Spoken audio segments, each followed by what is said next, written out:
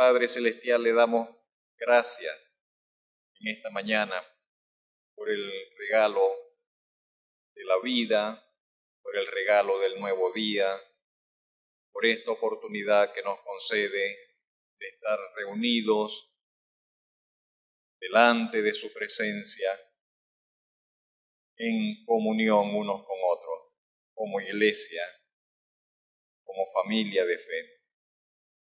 Damos gracias por este inicio de semana, por permitirnos dar inicio a esta semana de esta forma, honrando su nombre, reconociendo su señorío sobre nuestras vidas y reconociendo que nuestro bien se encuentra en usted y sus dádivas, en usted y sus dones, en usted y sus bendiciones, en usted y su buena voluntad para con nosotros. Bendíganos, te pido, Señor, con la exposición de su palabra. Su palabra sea provechosa, útil y eficaz para cada uno de los que hoy estamos acá. En Cristo Jesús, Señor y Salvador, en su nombre oramos. Amén. Hoy vamos a hablar un poco acerca del pan de la comunión. Aprovechando nuevamente, tenemos cena del Señor. En la última oportunidad hablamos acerca de la copa de bendición. Hoy vamos a hablar acerca del pan. Vamos a estar considerando algunos pensamientos relacionados con el pan de la comunión. Esa es la frase bíblica.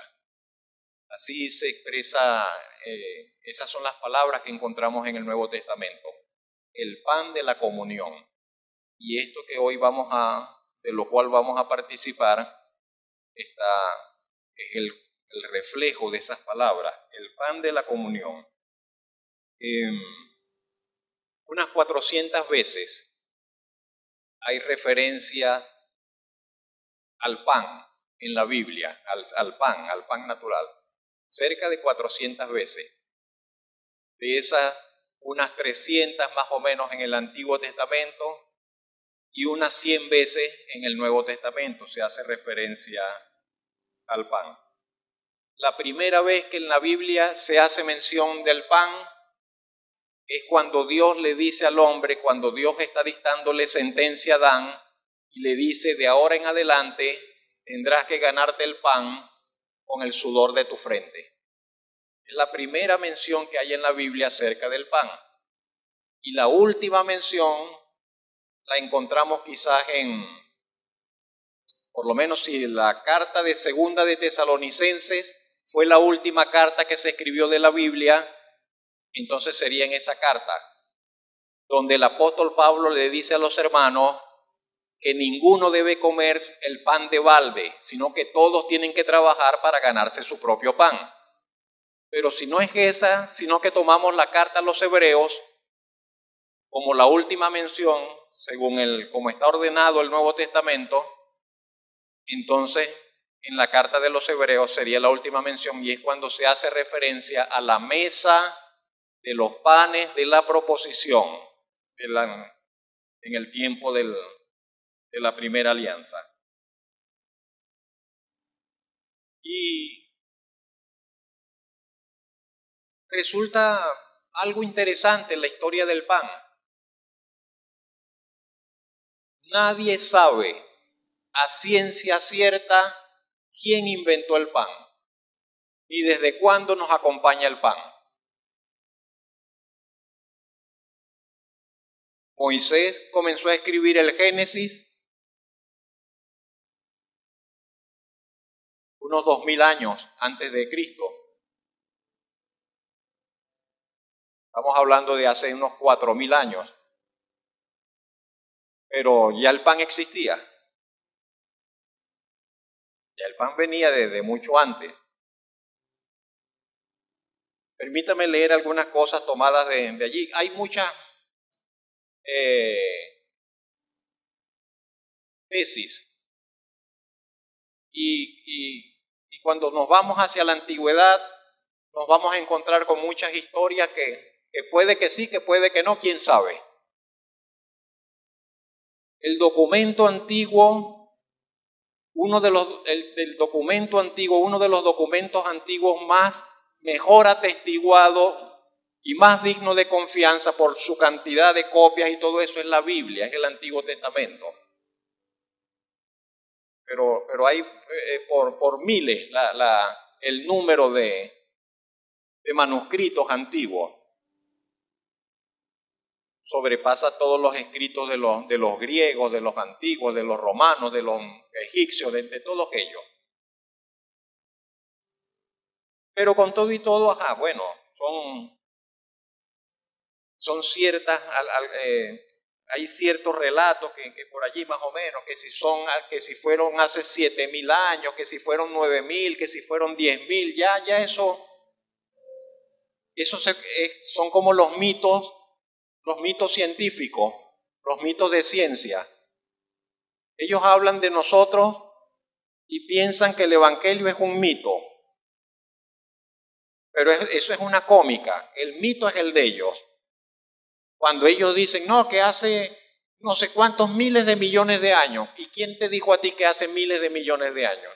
¿Y cómo sabes que son 70.000 millones de años y no 80.000 millones de años o 100.000 millones de años?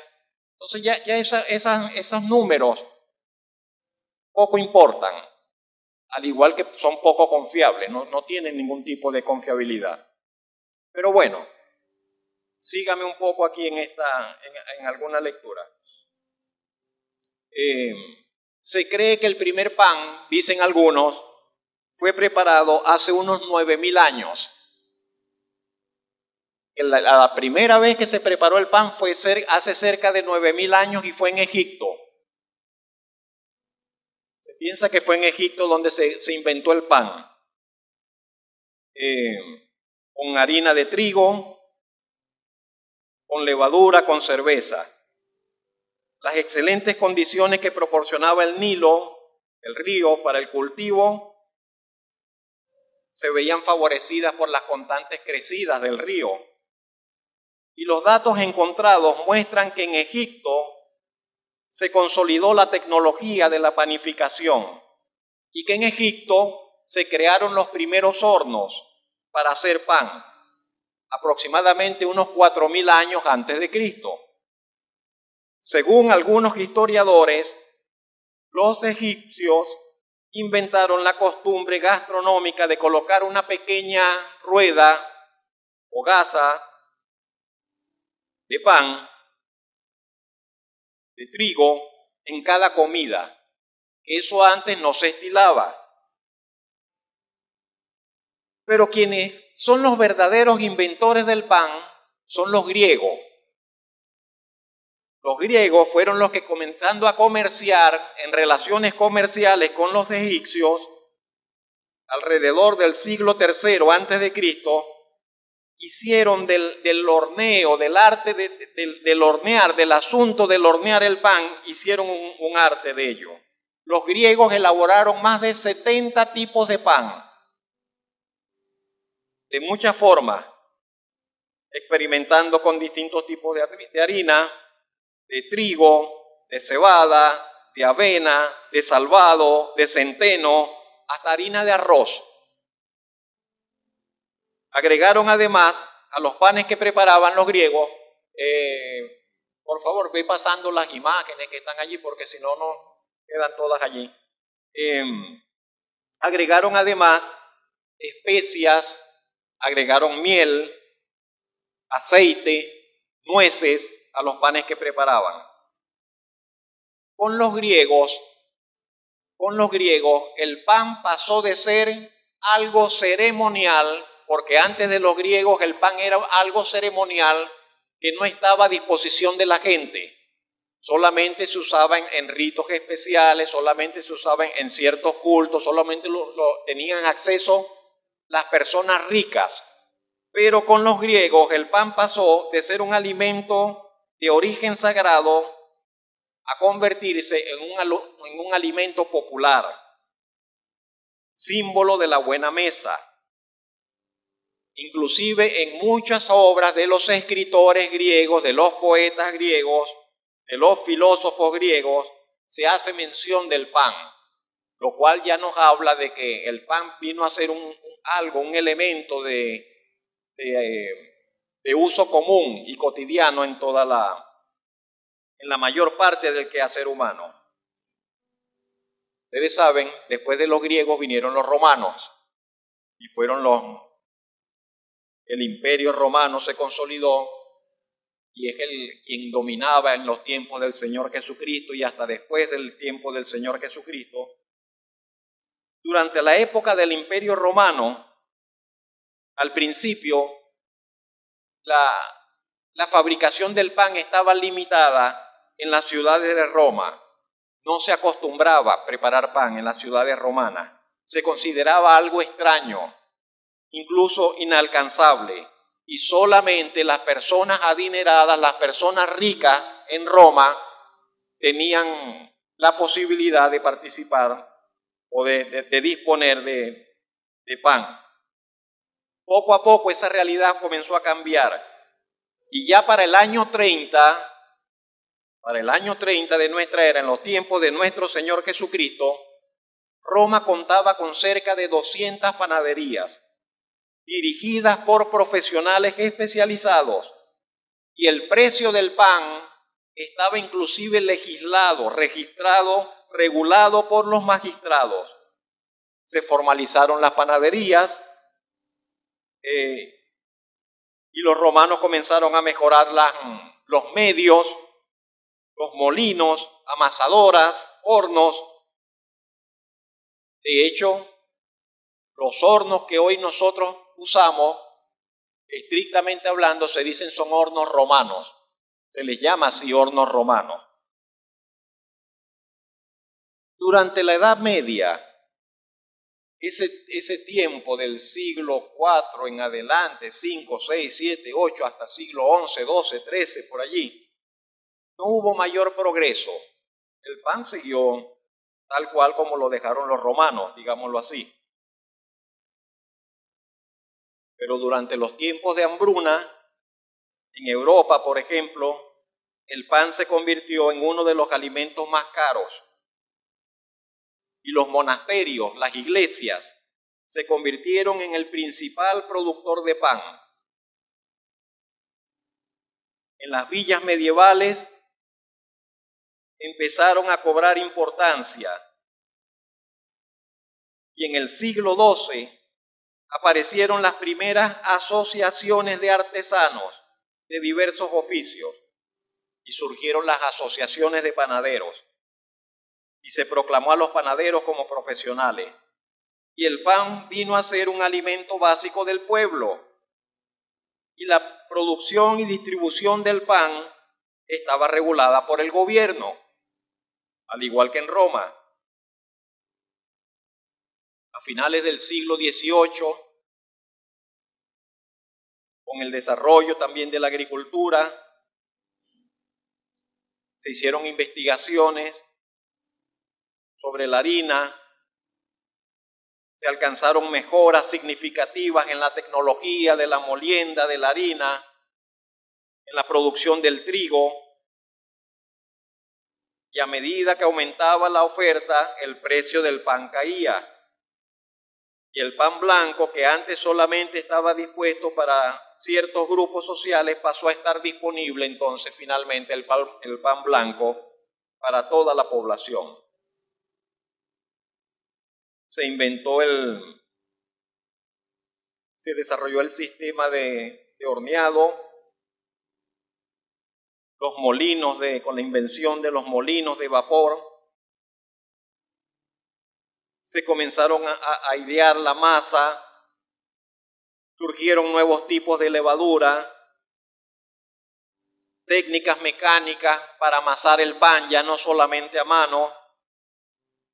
Y gracias a estas mejoras, dice este escritor, la industria del pan se desarrolló rápidamente y paulatinamente se convirtió en la industria que conocemos hoy en día. Ese, así muy a vuelo de pájaro, algunas, un resumen. Y no tenemos idea de eso. Para nosotros es simplemente algo muy cotidiano. Vamos a la panadería y pedimos el pan que nos guste, de acuerdo al... ¿Es la última imagen? ¿Cuál sigue? Vamos a quedarnos con ese texto bíblico. La palabra de Dios, por otro lado, nos dice que el pan es un reflejo de la bondad de Dios. El pan es un reflejo de la bondad de Dios. Es un reflejo de la obra activa del Señor. Que Dios está presente en cada aspecto de la naturaleza. Y eso, por ejemplo, nos lo dice ese texto del Salmo 104.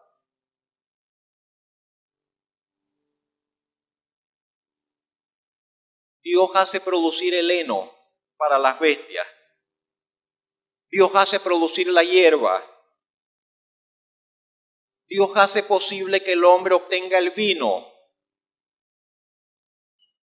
que el hombre obtenga el aceite. Y la Biblia atribuye todo eso a la bondad de Dios. Y finalmente menciona, y también el pan. También el pan lo recibimos de Dios. Dice, el pan que sustenta la vida del hombre. Y aunque el pan es un regalo de Dios, podemos decirlo así, es un regalo que debe ser, por otro lado, gestionado.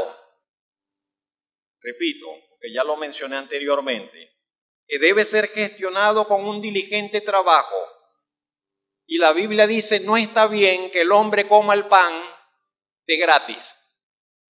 Dice, no está bien que el hombre coma el pan de gratis, sin ganárselo.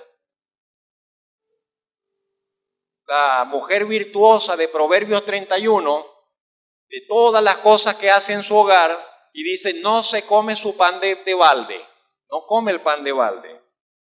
El apóstol Pablo, en 2 de Tesalonicenses 3, capítulo 8 al 12, dice que cada quien, trabajando sosegadamente, se coma su propio pan, se gane su propio pan. El ganarse el pan es fruto, es un reflejo, digamos más bien, del buen vivir. El trabajar para ganarse el pan es el reflejo de una buena vida, fruto del trabajo. Pero la palabra de Dios nos sigue advirtiendo, es un regalo de Dios. Y si nosotros dijésemos, pero yo trabajo y no me importa, Dios no tiene que regalarme nada, yo me lo gano. No, al contrario. Si Dios no está presente, ni siquiera con nuestro trabajo podemos asegurar el pan. Y eso también lo dice la Escritura. Eclesiastés 9:11 dice, ni siquiera los sabios pueden asegurarse el pan. Tienes una profesión, por eso no te aseguras el pan. Heredaste un oficio, heredaste un trabajo, por eso no te asegura el pan. Tienes una posición social, tienes un estatus social, eso no te asegura el pan. Dice la Biblia, no es de los sabios el asegurarse el pan. Y eso está más que demostrado. Y nosotros lo hemos visto, sino en nuestras propias vidas, con numerosos casos en estos tiempos actuales, donde muchísima gente profesional, donde muchísima gente que antes vivía bien, ha llegado a situaciones donde no han tenido ni siquiera cómo comer, en estos tiempos modernos. Y se cumple este texto de la Escritura, que no es de los sabios, que no es del fuerte, que no es de aquel que tiene una profesión, que no es de aquel que tiene la voluntad, sino que tiene que estar presente la bendición de Dios, el favor de Dios. Es Dios finalmente el que le da el sustento. Es Dios quien provee el sustento a todo ser viviente sobre esta tierra. Y sabe que también es como Es una muestra del favor de Dios, de la bondad de Dios, el pan.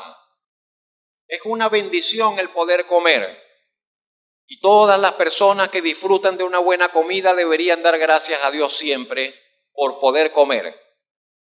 Porque incluso hay quienes teniendo comida no pueden comer por asuntos de salud, están impedidos de comer. Pero por otro lado, cuando Dios ejecuta ciertos juicios, Dios a veces se reserva la potestad de quitar, de recoger, de estrechar la cuerda y de quebrantar el sustento de pan y poner a pasar hambre a la gente para castigarlos. Y no pensamos muchas veces así.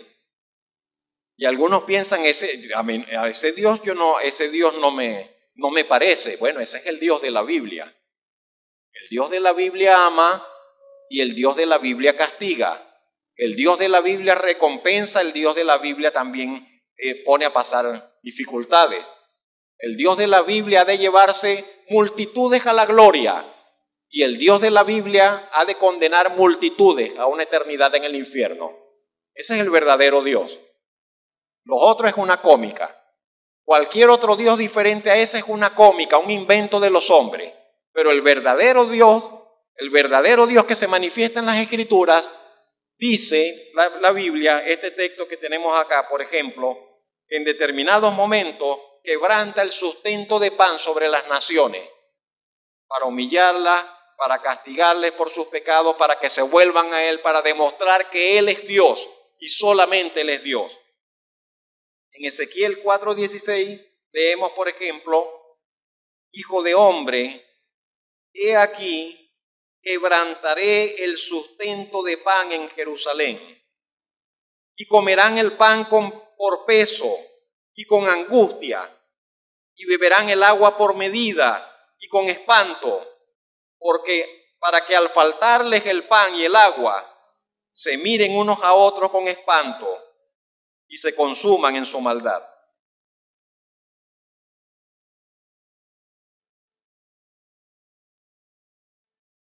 De manera que algo tan básico, tan simple y diríamos tan fácil que es preparar un pan, y sin embargo cuando Dios quiere, para castigar la maldad del hombre, Dios puede hacer que el hombre no tenga ni siquiera acceso a la harina para preparar el pan.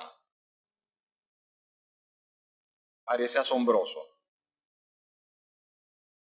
Por otro lado, repito, es un regalo de Dios, tenemos que ganárnoslo trabajando.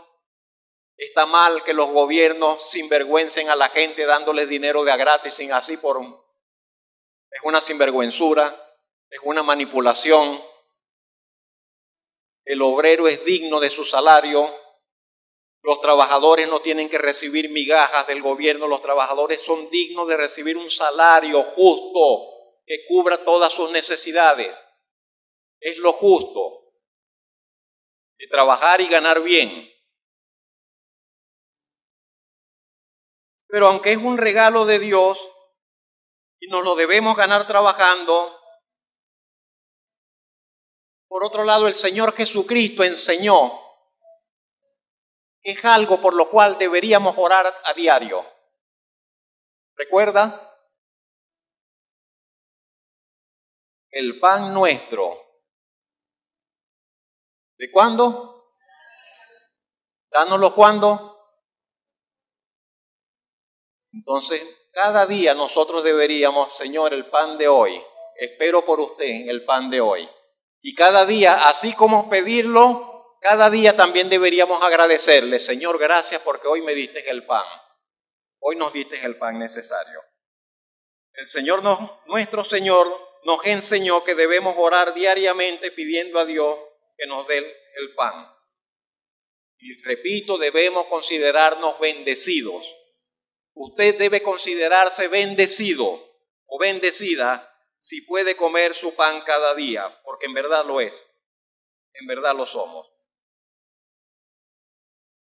Durante 40 años Dios sustentó al pueblo de Israel en el desierto. ¿Qué les dio? Unas hojuelas que no, ellos no dijeron qué es esto, qué nombre le damos a esto, pero unas hojuelas con las cuales ellos comenzaron a preparar pan.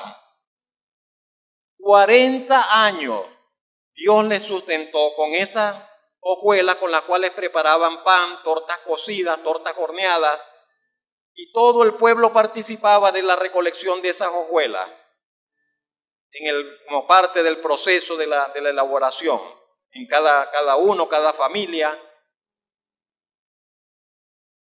Pero habían también unos panes sagrados. ¿Sabe que habían unos panes sagrados? Habían unos panes sagrados, dedicados, especiales, y eran los panes que preparaban los sacerdotes. Unos panes que eran para alabar a Dios. ¿Se ha puesto a pensar en algún momento en ello? Que habían unos panes para alabar a Dios. Y usted dice, ¿y Dios se podía alabar a Dios con un pan? Sí. Habían unos panes que estaban allí para alabar y para adorar a Dios, para honrar a Dios. ¿Qué cosa? Qué interesante. Y Dios mismo mandó que fuese así. Que colocasen una mesa tal vez de ese tamaño, tal vez parecida, tal vez un poco más pequeña, un poco más grande. Una mesa de madera de acacia recubierta de oro. Y esa mesa iba a estar en el lugar santo, en el santuario. Y sobre esa mesa, entre varias cosas que estarían allí, algunos tazones, algunos cubiertos, iban a estar colocados permanentemente 12 panes, 12 tortas de pan. Permanentemente delante de Dios. Por eso esos panes se les llamaba el pan de la presencia. Eran los panes de la presencia, porque estaban siempre en presencia de Dios esos panes. Se cambiaban una vez a la semana. Se retiraban y se colocaban pan nuevo, para que esté allí el pan de la presencia. Nadie se podía comer esos panes, solamente los sacerdotes, porque era un pan sagrado. ¿Por qué 12? Algunos piensan porque 12 eran las tribus de Israel. Y de esa forma está simbolizado, por otro lado, que el pueblo de Dios tiene que estar permanentemente delante de Dios y que necesita estar en comunión con Dios para sustentar su alma. Y yo creo que sí, yo creo que es así. Es un buen símbolo que nos debe recordar que nosotros necesitamos permanentemente también estar en presencia de Dios para que Él sustente nuestra alma, sustente nuestros corazones.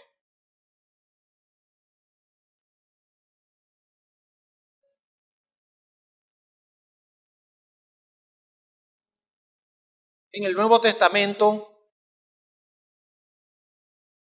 nos encontramos con los escándalos del pan. Los escándalos del Señor Jesucristo. El Señor Jesucristo fue un escandaloso. Nuestro Señor armaba unos escándalos. Si hubiese sido en estos tiempos, las palabras del Señor serían de esas que dirían, no, son virales, se hizo viral y estarían los videos del Señor, de los escándalos del Señor, las cosas que hacía el Señor. Porque en tiempos de necesidad, y están multitudes allí con Él, y de repente un hombre toma 5 pedazos de pan o 5 panes, y de 5 panes alimenta 5,000 personas. Y dígame usted si eso no era un motivo de escándalo. ¿Y qué sucede? Y de repente el pan, y comienza a salir pan, y reparten, y llevan. Son 5,000 personas. ¿Cuántos estamos acá? 80, 90, son 5,000 personas. Y entonces, ¿qué panadería da abasto para alimentar 5,000 personas en un momento? Y sacan, y llevan, y la algarabía, y el griterío, y la alegría, y al terminar, recogen 12 cestas llenas de pan. Escandaloso en el buen sentido de la palabra. Y en otra oportunidad hace lo mismo. ¿Cuántos panes eran en la otra? Por allí creo que lo anoté o no lo anoté.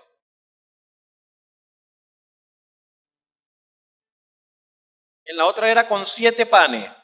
Y con esos 7 panes alimentó a 4,000, sin contar a las mujeres y a los niños. O sea que de repente eran 12,000 personas.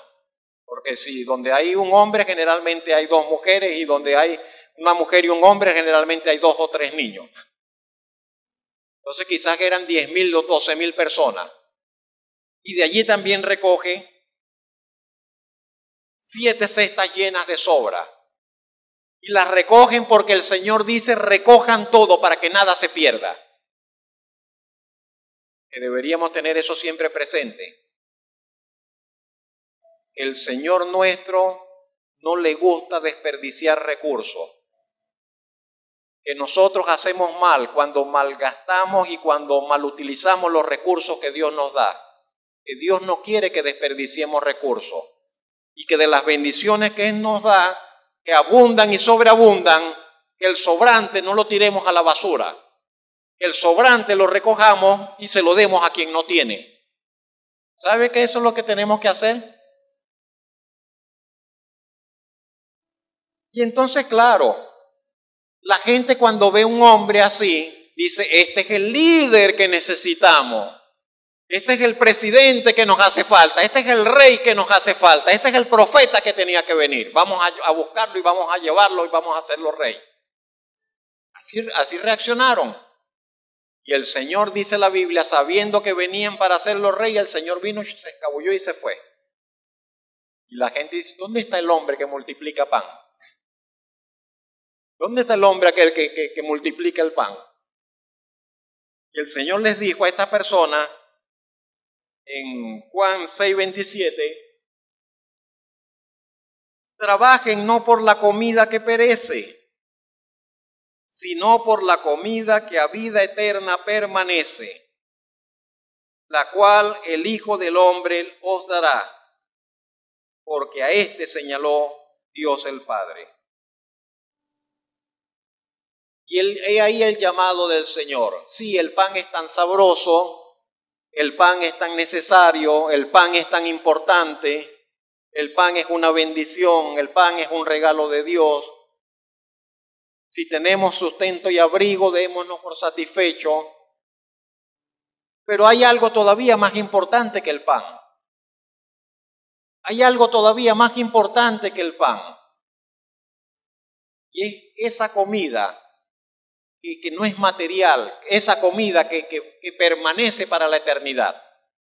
Que permanece para la eternidad. Y el Señor le dijo a estas personas, ustedes me están buscando porque comieron pan y quedaron satisfechos. Dicen, busquen una cosa mejor. Por eso que es una parodia, es una deformación cuando la gente hace del evangelio un medio para. El evangelio no es un medio para. El evangelio no es una forma para alcanzar el éxito. El evangelio no es una forma para prosperar. El evangelio no es una forma para ponerse en dinero. No, nada de eso. Eso es una desvirtuación, eso es corromper el evangelio. El evangelio es algo totalmente diferente. Y el evangelio tiene que ver con esto, con que nos ofrece algo que es la vida eterna y que supera todo lo demás.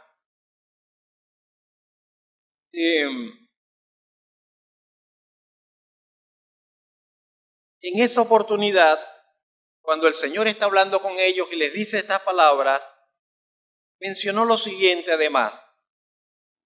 Dijo que Él era el pan de Dios que descendió del cielo para dar vida al mundo. Está hablando de sí mismo el Señor Jesucristo. Y el Señor Jesucristo dice que Él es el pan de Dios que descendió del cielo para dar vida al mundo.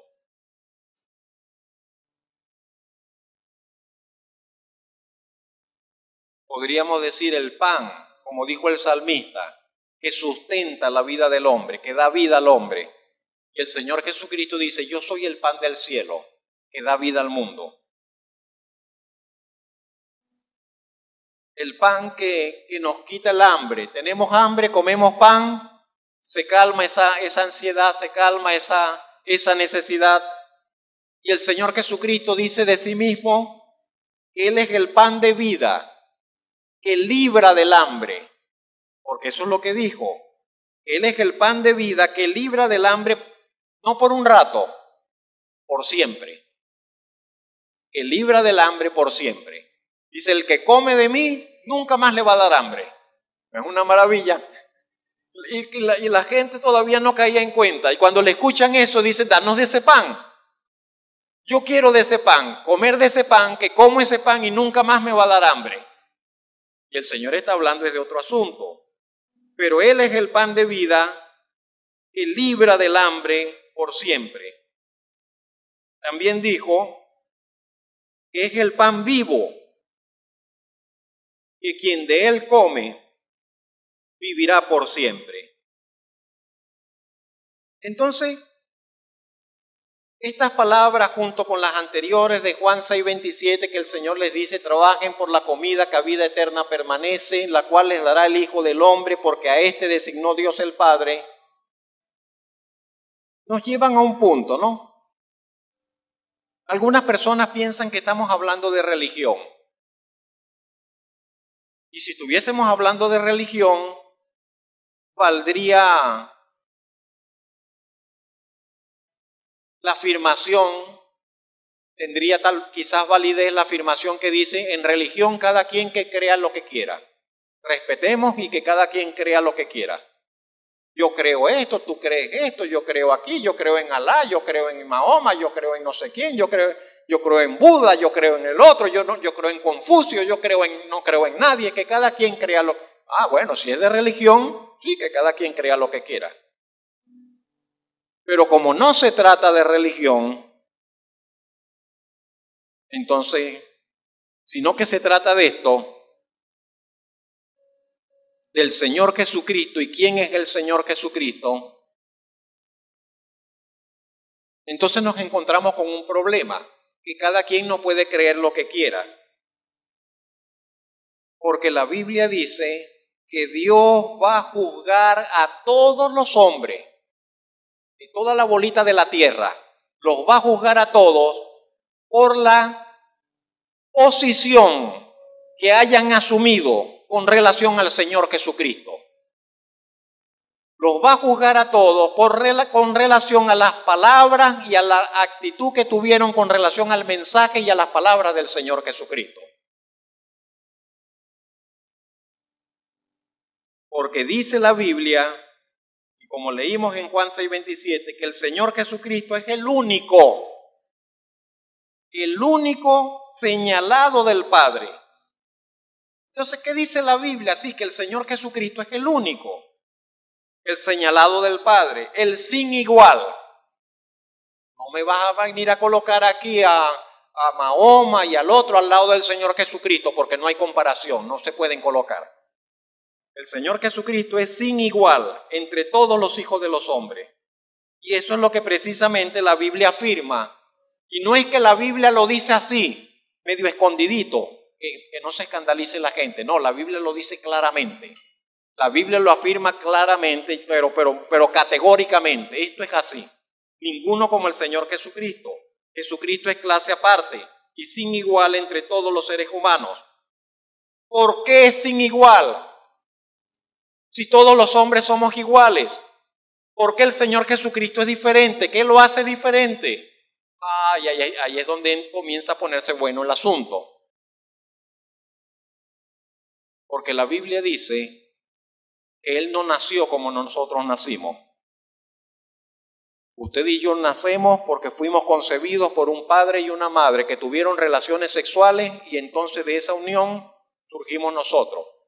Pero la Biblia dice que el Señor Jesucristo no nació así. La Biblia dice, enseña y afirma que el Señor Jesucristo nació por obra, por intermediación del Espíritu Santo de Dios.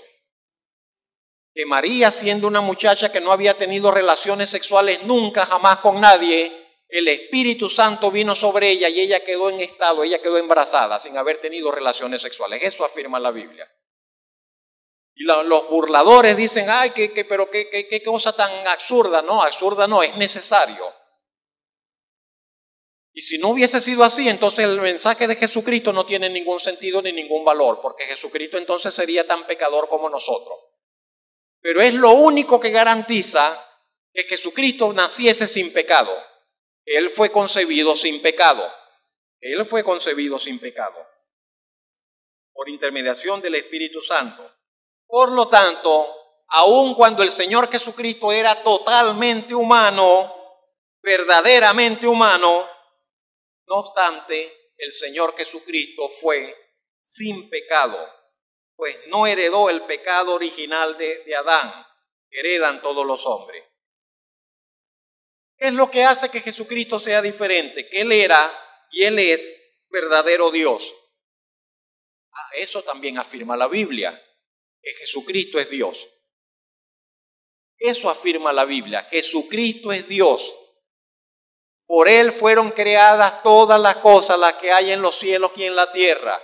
Por Él fueron creadas todas las cosas. Él es antes que todas las cosas. En Él subsisten todas las cosas.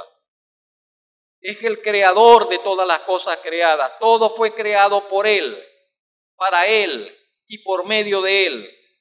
Y únicamente Él, porque así le plació al Padre que fuese, únicamente Él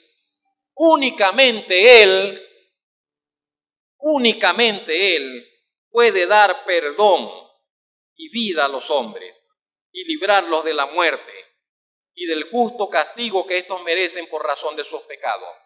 María no podrá librar a ningún pecador de sus pecados, ningún santo podrá librar a ningún pecador de sus pecados, ninguna otra persona podrá librar al hombre o a la mujer de sus pecados. Únicamente el Señor Jesucristo nos puede librar a nosotros de nuestros pecados. Y esto lo puede hacer con justa justicia por los méritos de su santa vida, de su vida sin pecado, y por el valor infinito de su sangre y de los sufrimientos vicarios, representativos, sustitutos, que Él asumió al encarnarse y al vivir y morir como murió. ¿Cuál es la prueba de que es verdad?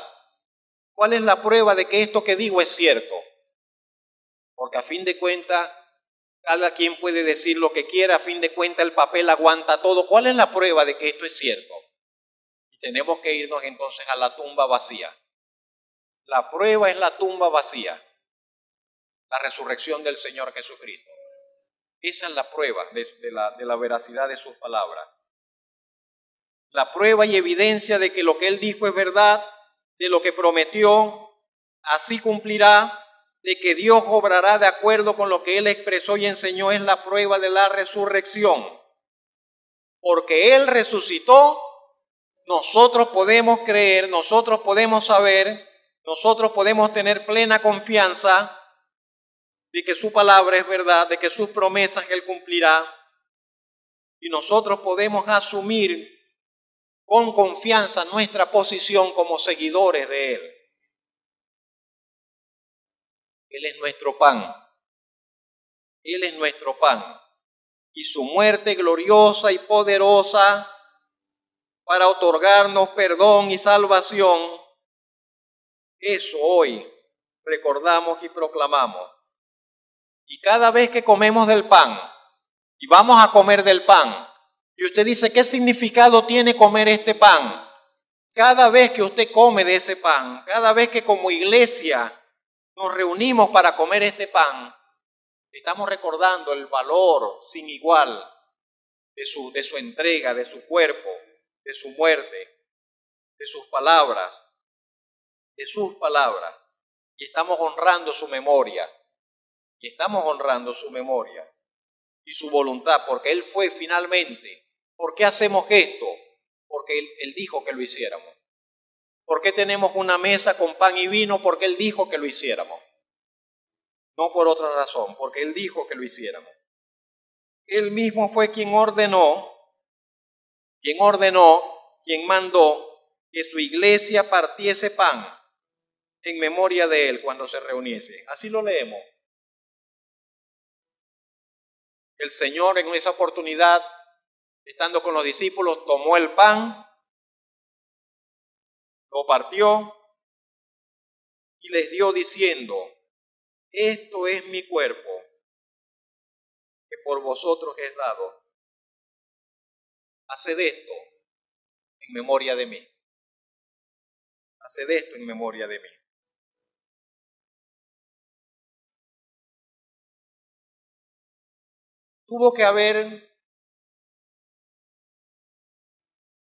El Señor tuvo que partir el pan de una forma especial.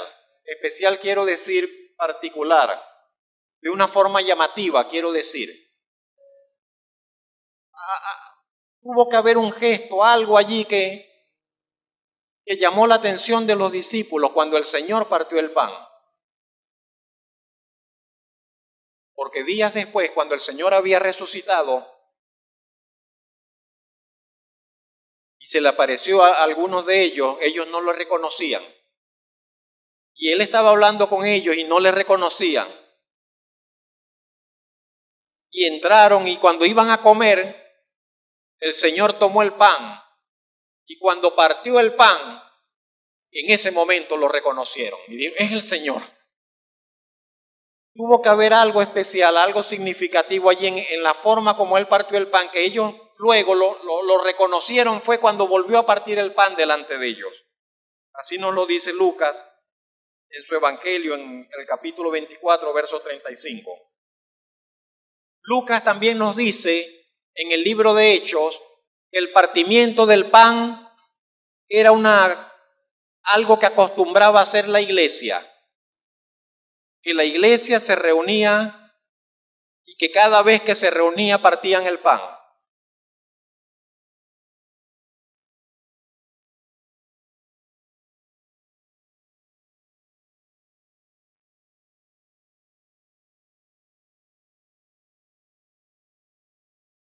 Algunos piensan que a diario, que todos los días la iglesia se reunía y todos los días partía el pan.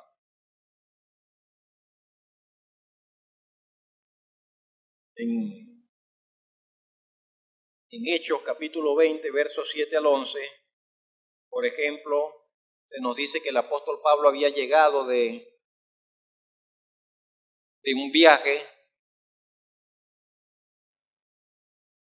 y estaba para salir al otro día de viaje nuevamente llevando el evangelio.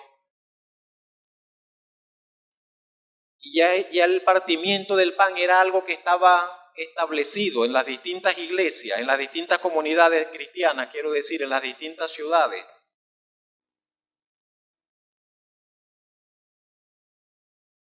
Y allí en Asia, donde estaba el apóstol Pablo en ese entonces, ya allí también se partía el pan. O sea, no solamente en Jerusalén, no solamente en Judea, no solamente en la zona de Israel, ya en Europa, ya en los distintos lugares, en todo lugar donde estaban comunidades de fe, la iglesia se reunía y partía el pan. El apóstol Pablo, por otro lado, mis hermanos, explica que el pan que como iglesia partimos y del que participamos cuando estamos reunidos, el apóstol Pablo dice, es el pan de la comunión del cuerpo de Cristo. Fíjense en ese texto. El pan que partimos, dice Pablo, ¿no es la comunión del cuerpo de Cristo?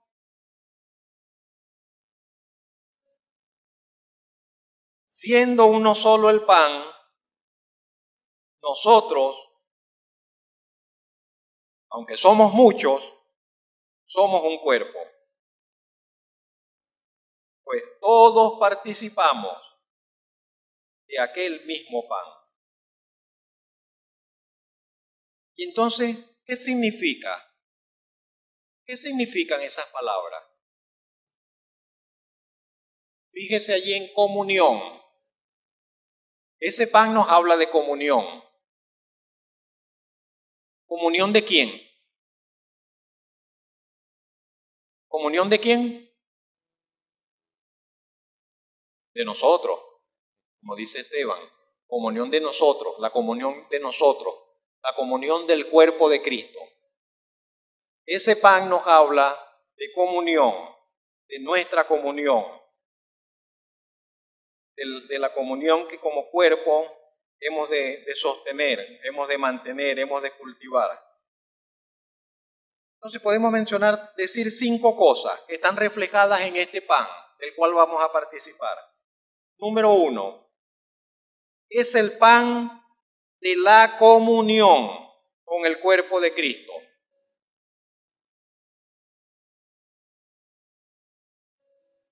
Que cada uno de nosotros pueda participar de ese pan con limpia conciencia. Siempre menciono esto, o acostumbro, a menudo menciono esto. Si usted tiene un problema, si yo tengo un problema, si usted tiene un problema con un hermano, antes de comer ese pan, vaya y solucione su problema. Reconcíliese con su hermano y luego participe del pan. Si no, no tiene sentido. Si no, no tiene sentido. Es el símbolo de nuestra unión con Cristo. Pablo dice, es el pan del cuerpo de Cristo, es el símbolo de nuestra unión con Cristo. Es el símbolo de nuestra unión con Cristo.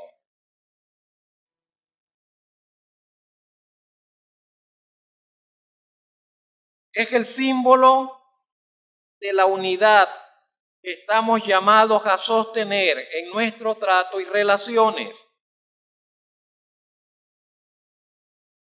Ese pan es una señal visible de la promesa que nos hizo nuestro Salvador. ¿Cuál es la promesa que nos hizo el Salvador?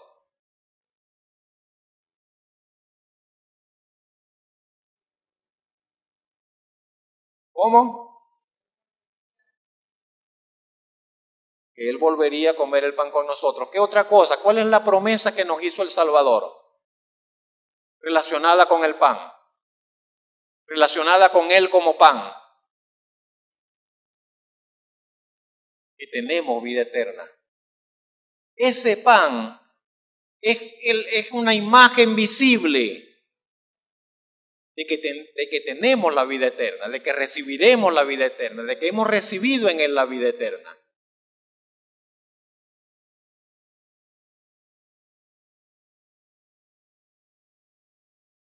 Ese pan y el comer de ese pan es un acto de adoración.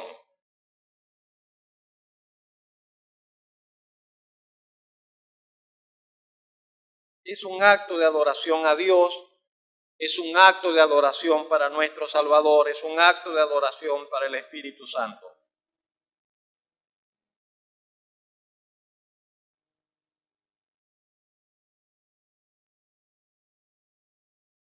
Finalmente, es un privilegio. Todas las bondades de Dios son un privilegio. Pero es un privilegio que se nos concede muy grande el que se nos permita participar del pan de la comunión del cuerpo de Cristo. Un privilegio que no podemos tomar a la ligera. Un privilegio que debemos valorar y apreciar debidamente. Un privilegio del que nos debemos cuidar de participar de él con dignidad, de participar de él dignamente, como creyentes, así como nos lo demanda la palabra de Dios.